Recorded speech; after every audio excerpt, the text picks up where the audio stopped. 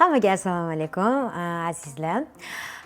Aynan bu klinikaga kelishimdan sabab Instagramni kuzatib o'tirganimda bir profilga ko'zim tushdi va meni qiziqishimni tortgan narsa bu mana shu apparat bo'ldi.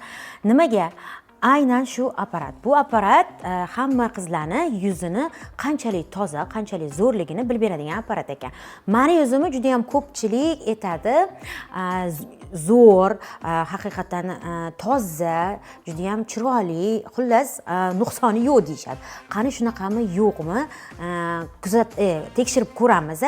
Qayerda bu apparat, o'zi umuman joylashgan joyi qayerdaligini esa tekshirganimdan keyin обязательно sizlarga aytaman.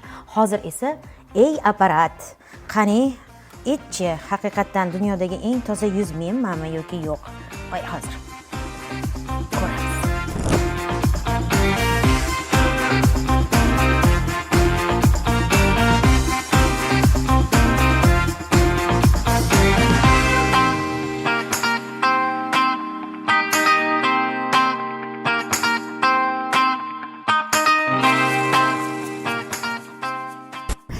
Bu apparat meni juda ham xursand qildi. Haqiqatan dunyodagi eng toza yuzlardan biri ekanman.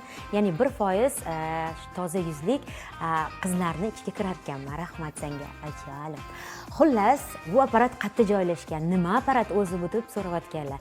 Bu apparat Shahnoza klinikda joylashgan. Bemalol kelib, sizning yuzingiz qanchalik darajada quruq, yomon, xullas hamma narsani ko'rib, muammolaringizni aytib beradigan apparat ekan. Sizlar ham shu yerga kelasizlar, hamma muammolaringizni bemalol yuzinglardagi muammolarni bilib olsanglar bo'ladi, xuddi menga o'xshab.